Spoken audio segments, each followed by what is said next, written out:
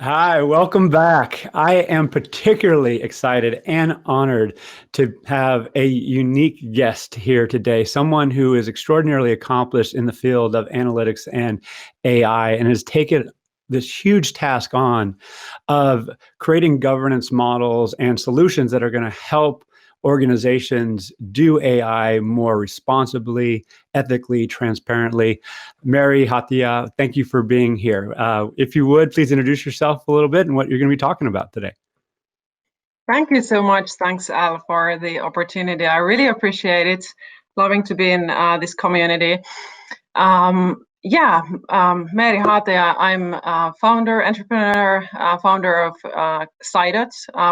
We are almost 3 years old startup based in Finland, focusing really on responsible AI, building trust between companies, AI applications, and consumers, users in general.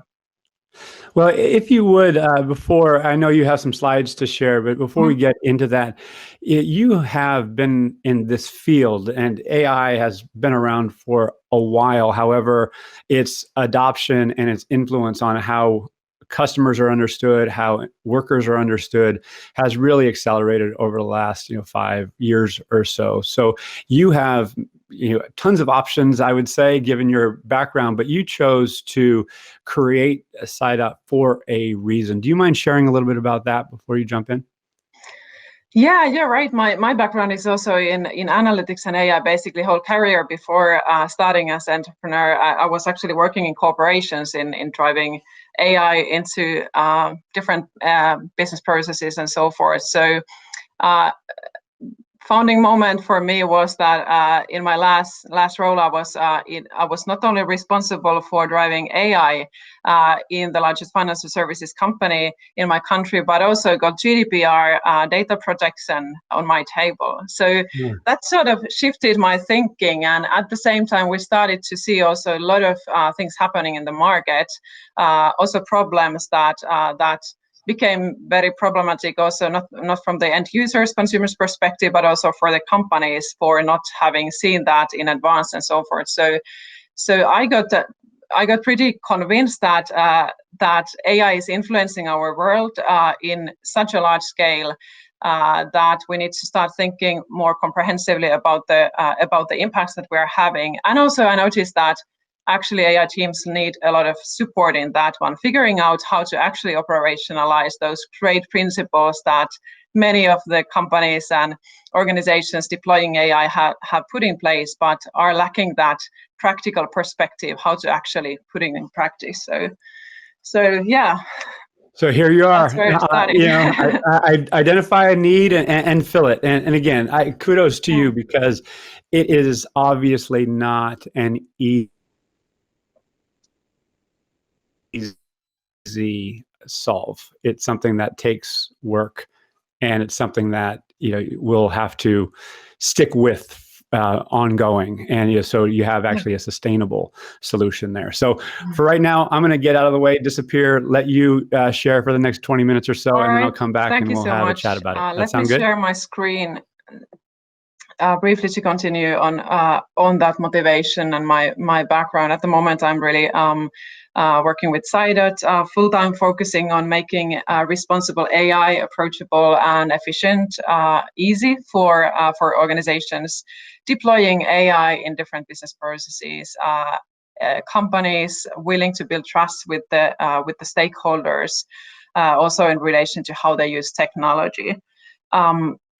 I think what is important in this and coming also from analytics AI space previously, is that I truly believe on the opportunities, great opportunities that we have with AI in making people's lives, companies' lives easier, more efficient, and so forth. So there are great benefits that we all want to achieve by taking into use these new technologies. And also one key motivation to work on governance and responsible AI is really to avoid those major backlashes on this development that would happen due to us neglecting some of the impacts that we should be paying attention to.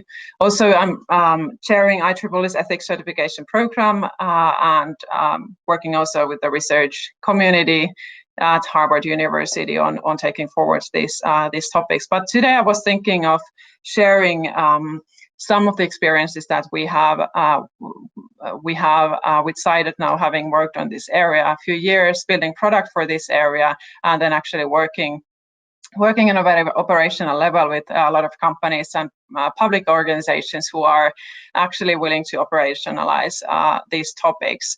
Maybe as a starting point, I would like to share the vision that we have, or what is driving in this area is really a target to bring world-leading, really top-notch responsible AI capacity and capability to companies of any size. I think this topic, if you follow what is happening, we have been doing a lot of analysis and looking into large companies and how they are doing AI governance, what they are doing in this space, and we have a lot of technology companies, large organizations who have great teams focusing on this area.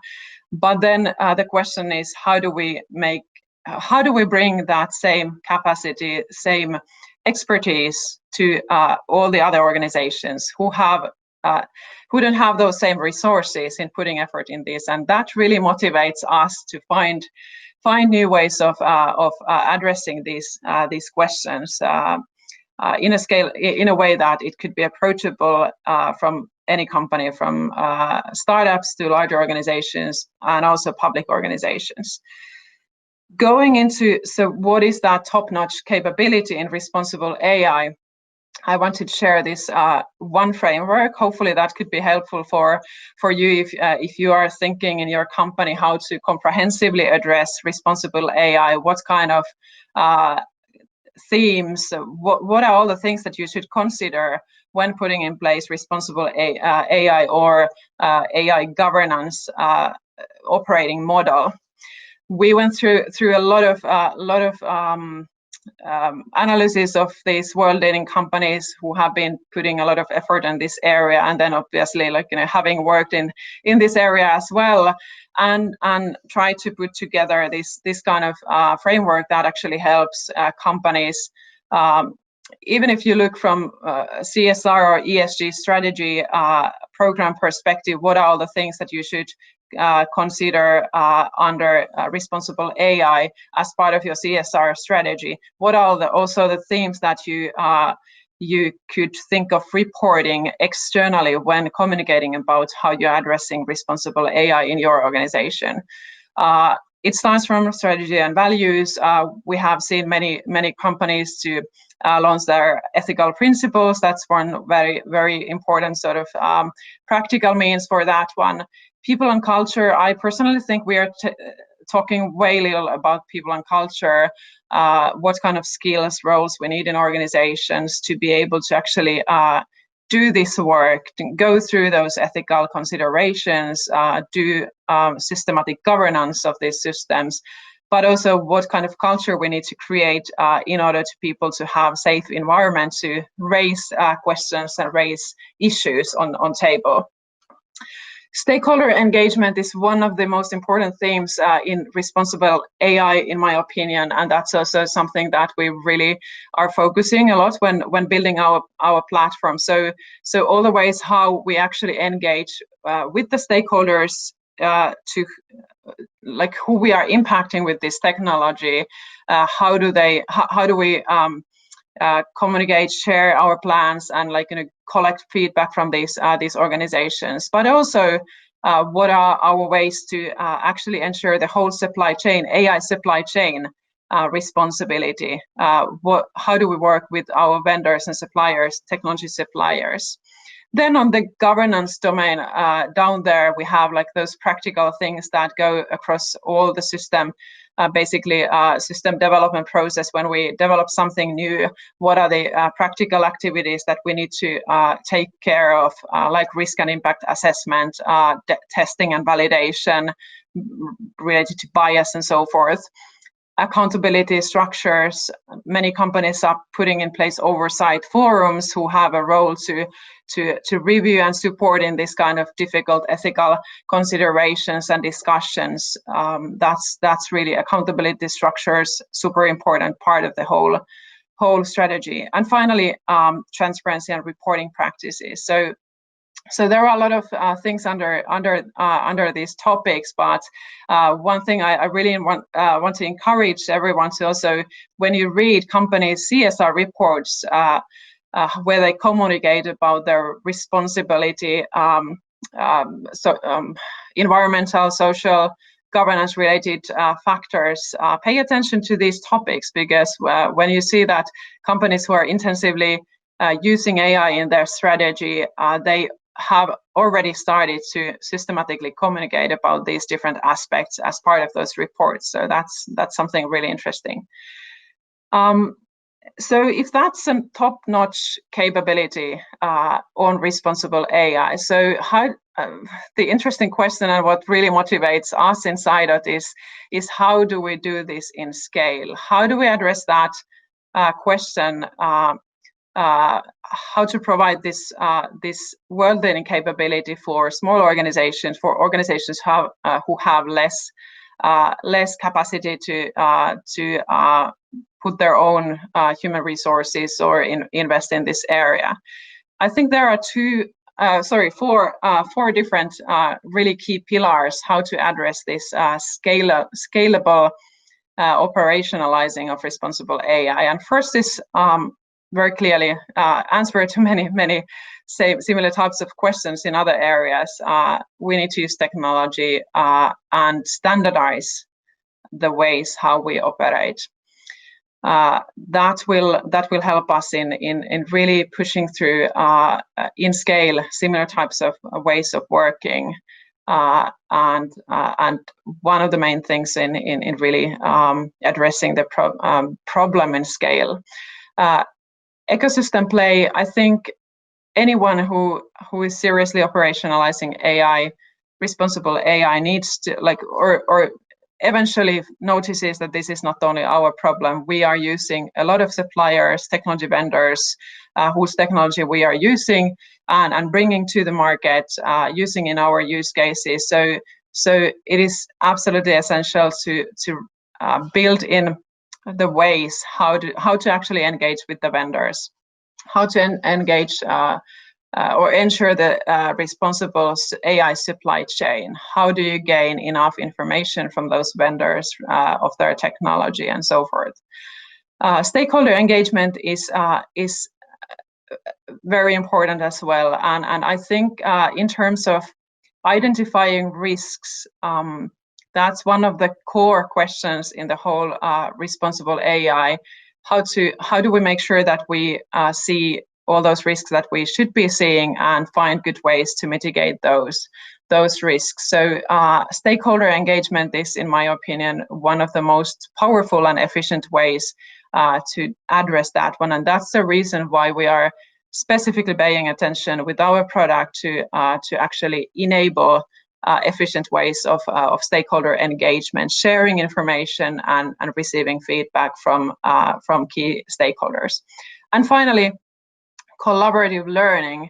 How do we build mechanisms with the help of technology to learn from others' work on this area?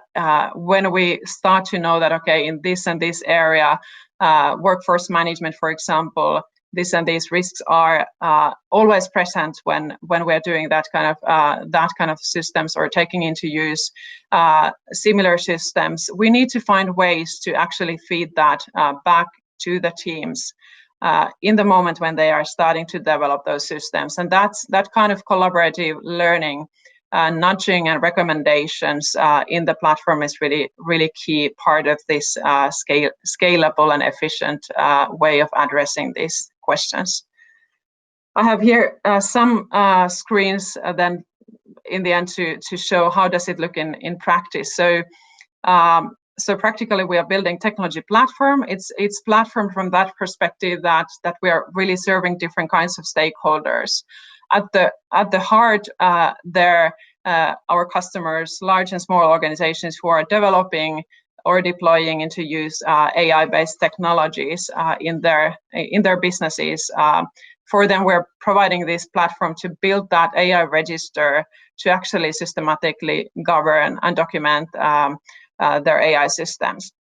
We also have that supply chain perspective in the platform capacity to invite technology vendors to provide similar kind of information over there, and then different means for communicating about that information to those different stakeholders. When thinking about this first problem, how do we systematize, bring same methodology, documentation practices into this area? There we have worked now almost 3 years on putting together hopefully the world's most comprehensive metadata model for AI transparency. That's basically giving that structure for all the information that we need to know in relation to how the AI systems work and how to structure that information. Our users on the platform interface with this metadata model basically through forms in the platform, which tell the users that always when developing or taking into use this kind of system, these are the areas you need to document your data catalog. You need to go through your risk management, build your risk catalog, build your data catalog, think about the human oversight and so forth. So that's really one of the first steps, and I think personally a major efficiency factor when driving this through in larger organization. Vendor templates are basically the means for organization to, when you're deploying same off-the-shelf technologies into different kinds of use cases, you don't want to spend that time re-documenting everything again for different cases. So that's why we have enabled these vendor templates on the platform, so that you can request that information from the vendor. Vendor can maintain that information, and then you can take it into use in different use cases and basically do only the incremental part of the documentation and risk assessment also what comes to taking it into different use cases. Very new feature that we are now just putting live there is sharing capability. So this need that we need to be able to consult our stakeholders. We need to get our internal stakeholders, business owners, possibility to understand how the systems are working. We might be having oversight teams, or we might want to consult external experts or get audits to our systems. This is what we want to really enable with this private sharing capability. So idea that you don't want to put all that detailed information live there, openly, publicly available for everyone, but you need to have that possibility to share it privately. So that's what we're enabling now with this private sharing capability. Basically, password protected access to all that information that you have put together on the platform there. And finally, then, which is the beautiful and nice part of the whole thing, is then when you want to communicate, and we have increasing needs also from the upcoming regulations in this area, how do you communicate in a user-friendly, context-specific manner about trust and AI transparency to your end users. So that's what we are answering through our design system. These are a couple of examples.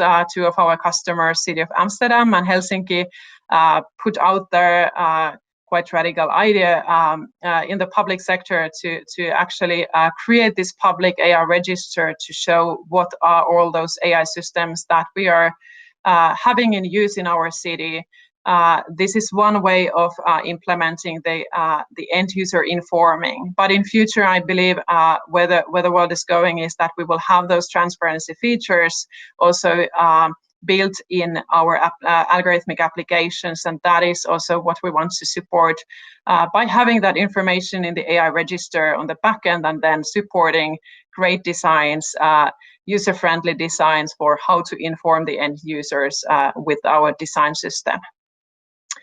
So So that was what I was thinking for this. Maybe just to close it up, if there are people who are interested on the EU proposed regulation, this was a sort of major moment, obviously, for us being in this business, but also I think for everyone in the people analytics space, that EU Commission very recently, a couple of weeks ago, launched their proposal for AI regulation, and that is something where high risk applications, including a lot of people analytics cases, are now set some new requirements regarding risk management, technical documentation processes around those systems. So with our product, we are obviously willing to make it easy and easily approachable, efficient for any people analytics and other high risk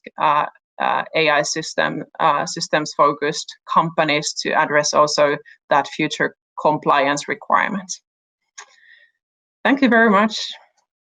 Al, maybe time for discussion next. I'm coming back.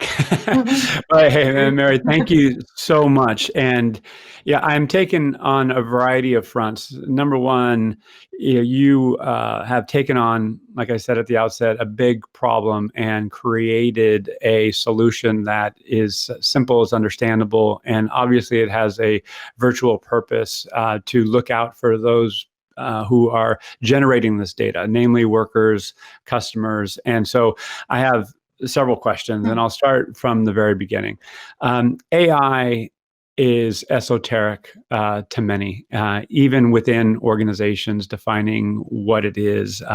Artificial intelligence, augmented intelligence, is it different than analytics? How do you define AI? I was wondering that should I now open the EU Commission's definition of that, because when you look at that proposed regulation, it's actually very comprehensive, covering I guess, like, all the different ways of doing analytics.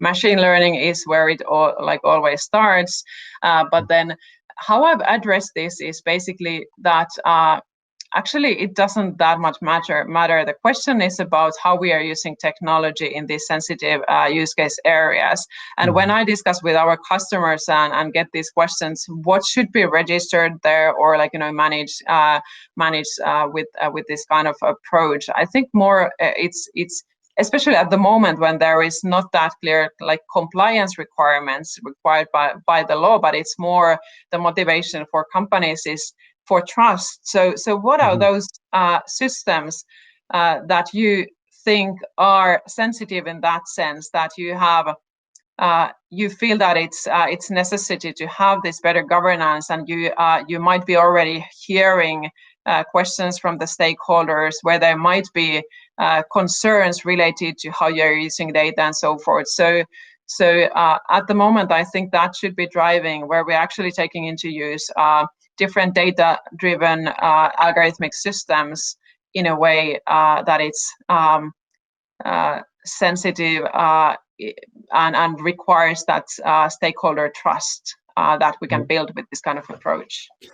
And everything that you're talking about, when you talk about risk assessment, ethics, adverse impact analyses, these are specialized skills. There's ways of doing this, and there's ways of thinking. And so when you talk about stakeholder relationship management or stakeholder engagement, it invites the question, if you don't have something understandable, explainable to talk about, what are you talking about? It's like, well, we're gathering this data from all these systems, and there's calculations going on, and there's metrics being calculated, and if you can't explain it, then it's a stop. And it's hard to have meaningful conversation. Exactly. And so I've seen some frankly throw up their arms and say, "Oh, we'll get to it." As we're not going to get in that much trouble, or the risk of doing something bad is low. However, that's no longer true, even if it was true before. So what I'm getting at is this: is that many organizations have tried to do this internally, and they've struggled because they haven't had the expertise, or they haven't had the processes and systems to actually facilitate this transparency and this explainability. So is that a fair summary of what you're bringing to the fore, is the means in which to make it explainable and actually have meaningful discussions so the trade-offs can be assessed accurately and conscious decisions made moving forward? Yeah, absolutely. So that was actually when we started our journey. We went through and analyzed a lot of those ethics principles, and I don't know how many hours I spent on trying to figure out what is important here, and how should I address.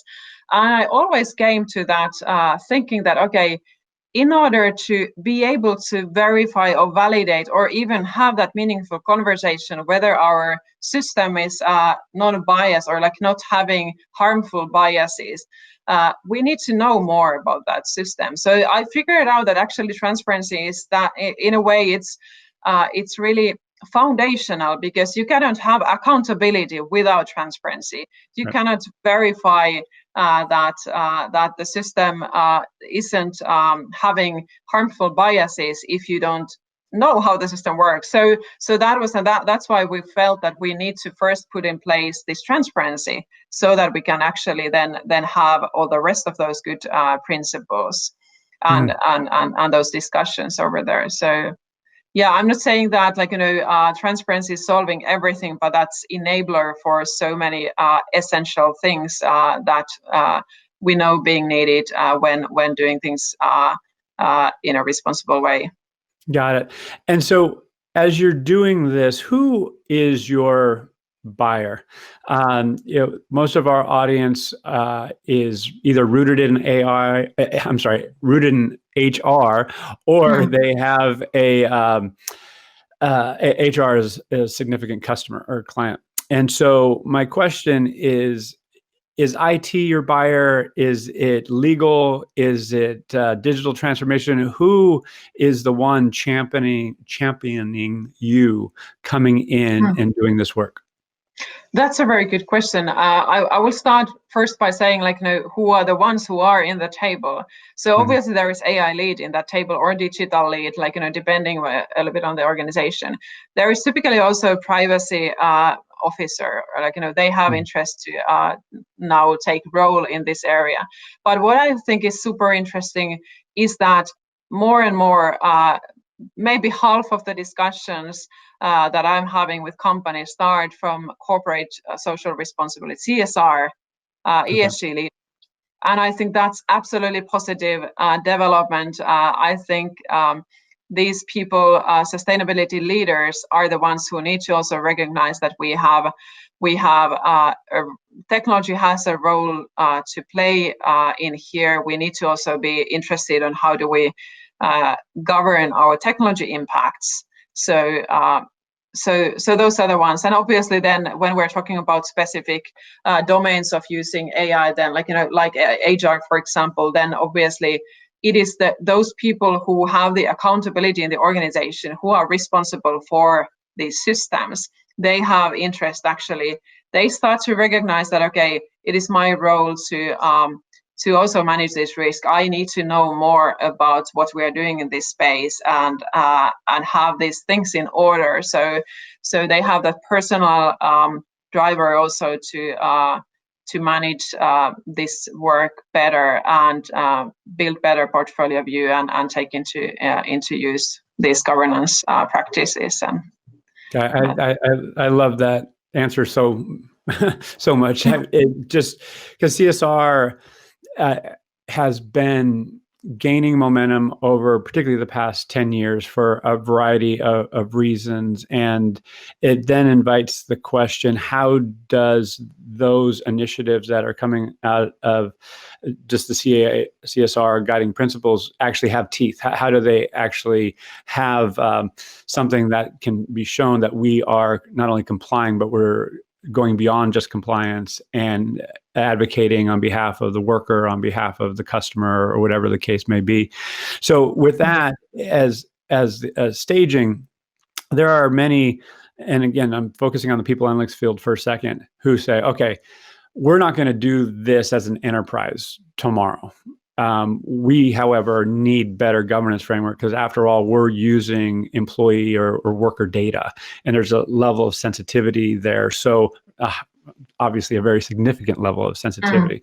So my question, if an HR organization, I just want this not at a CSR or enterprise level, but just for my discipline, is that feasible? What are your thoughts there? Absolutely. I think those people need to act who see that they have a lot of responsibility in their hands, and they are not comfortable of the level how they are these are governed at the moment. What is really important here as well, that in many organizations we are only starting, the volume might be still relatively low, and that's like, how to match that okay, we have this high risk cases and, like, really influential cases where we would actually need that top-notch governance capability, but we only have it there, like isolated 1 or 2 applications. So how do we match that? And that's actually the reason why we are like increasingly working on this governance as a service approach. So providing that capacity to actually operate that governance for those organizations, help building that capability and scaling it up when you're taking into use more and more of these systems. We obviously have the need also to educate the teams in the organizations, because that just makes sense to, like, have some of the skills in the organizations as well. But that's the way how we are now seeing really demand to be able to address this problem of there is like totally new area that we need to be able to tackle, but our volume is still very limited. So that's one way also to address that. Well, governance as a service just sounds cool because it does take focus, it does take skill, as we talked about before. And so my question to you, does governance as a service also include facilitation, identifying the proper stakeholders, identifying the proper questions to ask, and then packaging and summarizing your learnings? I mean, what does governance as a service look like? Yeah, basically it covers, like, everything related to this governance, except that the responsibility is still with the owner of the service. So we cannot outsource accountability for the systems, but we are providing all the needed support to actually provide that workforce to actually go through those practical activities, meaning like documenting the technical documentation, how does the system work, then identifying the stakeholders who we should be consulting in the process, doing those consultations, risk management, identifying, and that's where, like, we can really bring value, because by focusing on this one, you start to see those same risks appear in different organizations. So identifying the relevant risks and then figuring out good management or mitigation means for those. So going through that whole process, except that and informing the organization, helping them to actually carry that accountability then.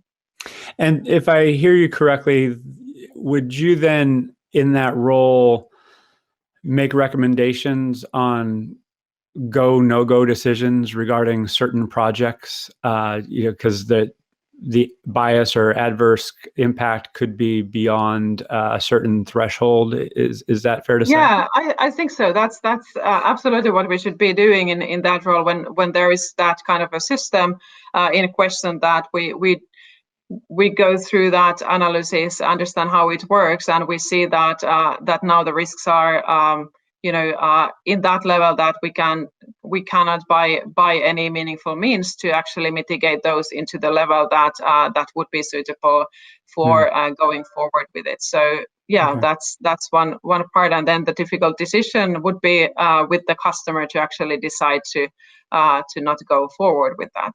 Yeah. Okay, and I'm going to toggle a little bit, because there is legislative reason you're doing what you do.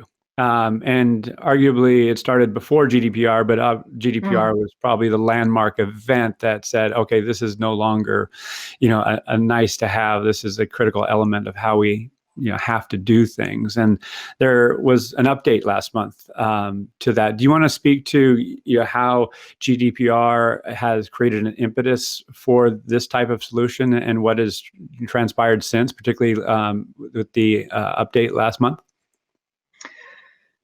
Yeah, that's an interesting question, like how to bridge it. Actually, many things are there in GDPR. Maybe and how you framed it, like as a sort of like GDPR 2, or like something like on top of that.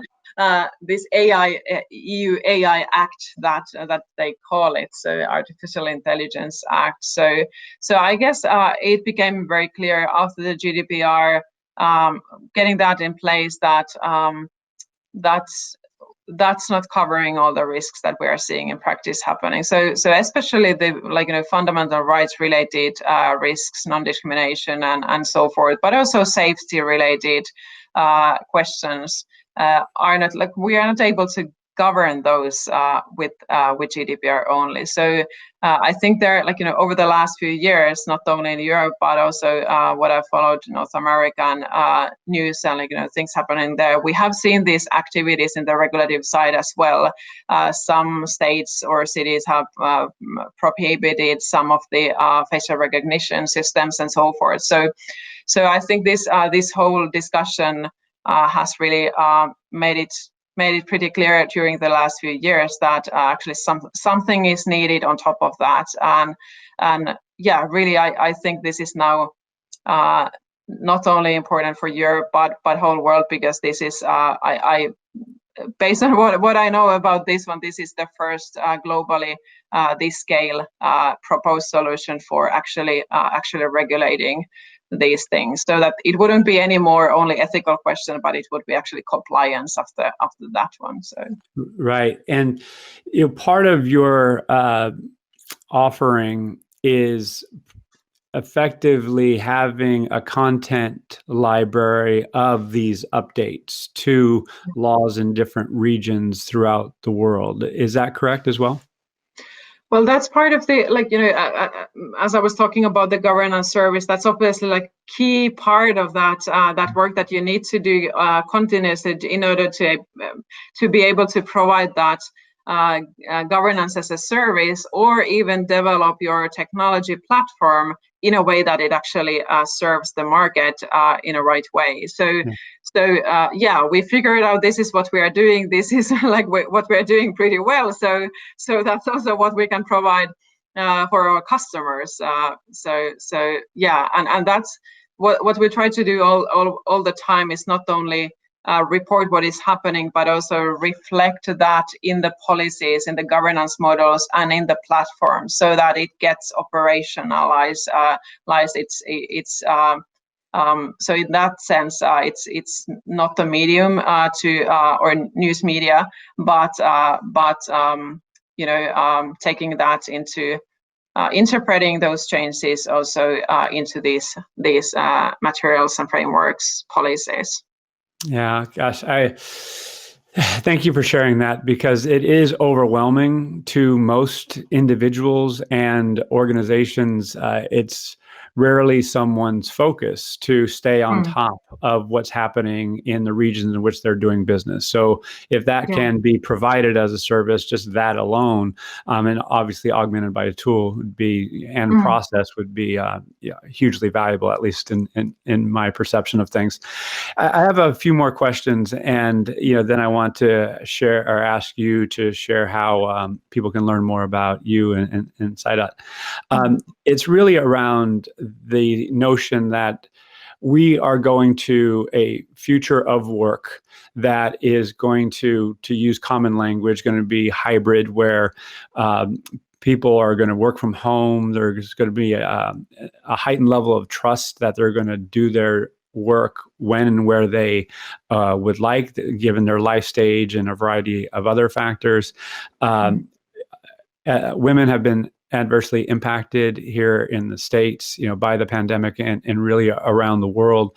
What I'm getting at is that there are digital fingerprints, digital exhaust being generated all the time. And organizations have used it historically to make efficiency decisions on how many number of people we should have, what locations we should be in. However, this data is being generated by people, and it can be used for their benefit, or in some cases, it can be used with conscious or unconscious bias to their detriment. So my question is this: as you see the workplace and just the nature of work shifting and changing, what do you hope analytics and AI will do to provide more humanistic decision-making, more humanistic work experiences? Do you hope that this is a conscious effort within organizations to leverage data to provide better clarity, better transparency, so they can make wiser decisions?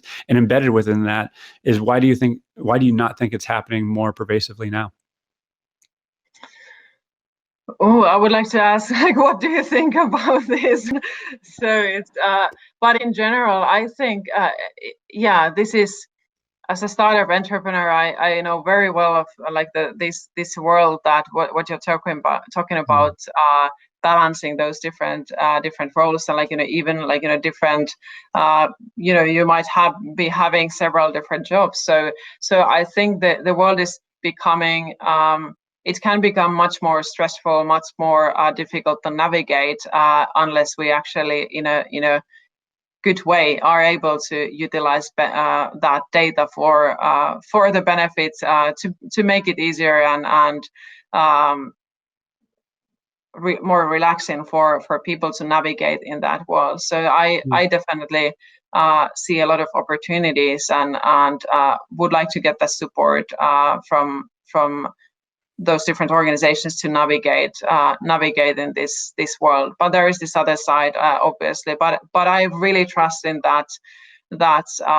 I think today's world is so complex that no one should try to innovate in an isolation without those consultations and actually asking. That's the most efficient way to avoid some really serious clashes, to actually open your plans for consultation, for feedback, and then act on that one. So, because anyways, one day it will become clear for everyone what is being done. So better plan it in a sustainable way from the beginning. Well, because thank you for that answer, because I know firsthand that there are a lot of people in enterprises that have anxiety because they know that there's data being collected on them, and they know it's being used in ways to formulate org strategy, promotions, learning opportunities, all who gets what work. All these decisions are now rooted in database decision making in most organizations. However, many workers just don't know this, what data, how it's being used, and so there's anxiety, and it compromises trust. And some organizations are maintaining trust because they have this transparency and ongoing communication to the workforce. So with AI, which you're way more articulate than me on this, insofar as you have data sets, you bring them together, you can create metrics, and then you apply algorithms and effectively math, and then that math does math on top of math, and the ability to understand the calculations by any one human being can fall by the wayside, and you're like, okay, there's an output. How did that output get generated? So going back to the understanding the algorithms and the math and the underlying processes, and then communicating back to the workforce or other stakeholders, like, this is what we're doing, this is why we're doing it. I imagine that's part of your role as well, is just bridging that gap between data collection and communication to maintain trust. Is that, fair? And what would you, Absolutely. yeah? Yeah, absolutely. And I think that's a false idea, or and it's like not only how we're talking about in this discussion, but overall there's a lot of discussion that AI is something so complex that we're not able to explain it. It's not possible to create that. To that question, I've been discussing with a lot of data scientists, and then if I ask one data scientist, okay, do you have absolutely any idea what you're doing with your system? So I've never heard that answer that I have no idea what is happening here. So that's it. We don't need to have every piece of detail explainable, but we need to strive for that enough good enough understanding so that we can figure out the risk or issues or trust in this system. But that's about putting those into pieces and finding good ways to somehow bridge between the technical developers and all those people who are impacted by this technology or who need to understand it for other reasons. So how do we communicate? So it's one actually fascinating thing that we're now preparing is a workshop on copywriting. So how do you copyright that description of the system where you actually tell how the system works, and how can you improve that way, that by just doing good copywritings. But it's a lot about communication. And I think based on my experience, most of the companies really want to do good things for their workforce, for their employers, customers, on this opacity of not communicating anything and then only hearing what is talked in news about this one. That creates that room for distrust and concern. So already breaking that with actually communicating what are the things that you're and why you are doing this. That you're doing that is very important step in building that trust.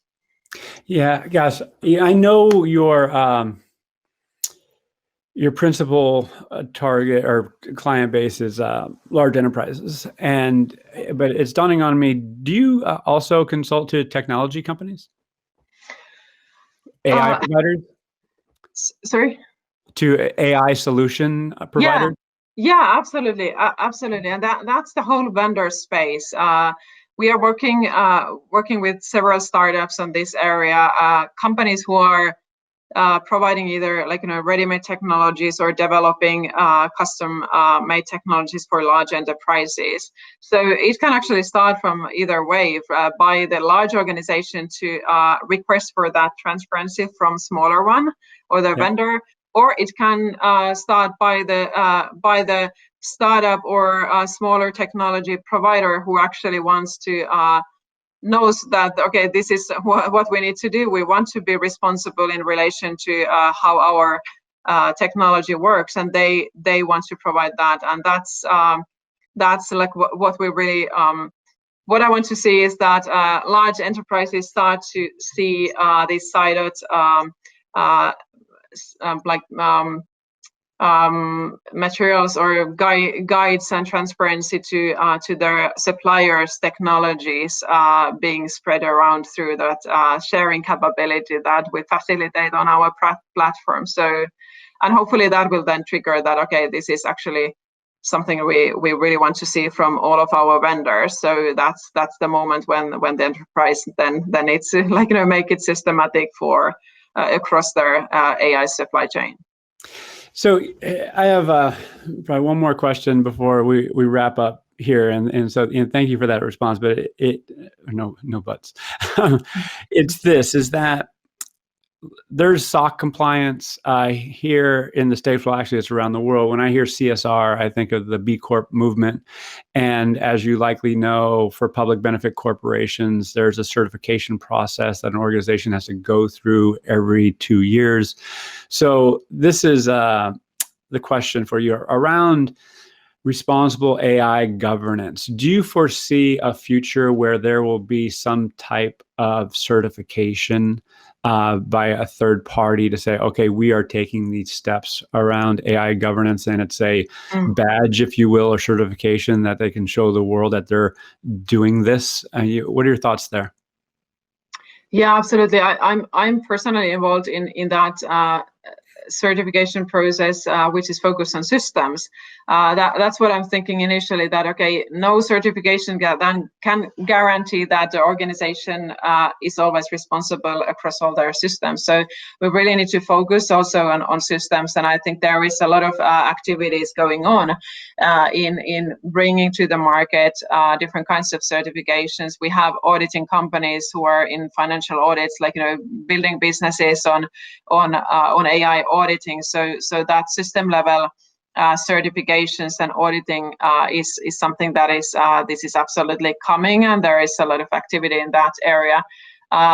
Saying that, I think it's probably 100% guarantee that there will be also certification programs for people who are working in these kinds of roles in organizations, and then organizations getting some kind of stamps for that. So yeah, it's an emerging market. What we really want to work with Saidot also is that that whoever sees that a company is working or public organization is using our platform, that's a sign of trust for everyone, because they know that okay, then this means that this organization is following the best practices. They have this certain level of documentation and they are using those tools. So I'm not talking about certification there in that context, but like sign of trust, having that built into to company working with us on these topics. All right. Well, Meeri, thank you for doing what you do. It is much needed, as you just argued. And it's also the case where, as we proceed over time, this is going to only grow. The need is not going to go away. So personally, I think you and your organization are very well positioned. I also believe that given my visibility, and I say this compassionately, many organizations, large and small, haven't addressed this adequately. So the need is not only compliance or related, it is business need related. So I'm really excited for you. So how can listeners, viewers learn more about you and what you're doing? Yeah, best way is to just send email to Meeri at Saidot AI, so we can talk more, or go to our social media, LinkedIn, Twitter, and then Saidot.ai is the website. So any channel, just getting in contact.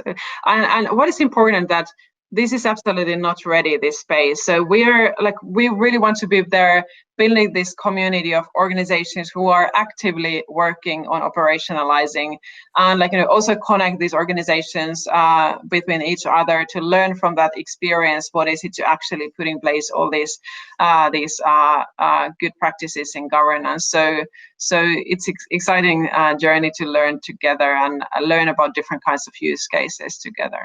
Yeah, well, absolutely. And wish you the best. I'm here to help because I'm somewhat obviously, I'm the objective guy. At the same time, I see there's real deficiency in the space, and I love not only what you're doing, but how you're doing it. So I wish you all the success, and hope to see you in person. And thanks for joining from Finland, as it's the late in the day there on this Friday. Thank you so much. I really appreciate it. It was really nice discussing, and yeah, I really appreciate the work that you are doing in this community and taking it forwards. Yeah, thanks. All right. Well, you be well. Have a great weekend, and we'll see you soon. You too. Thank you. Bye. All right. Bye.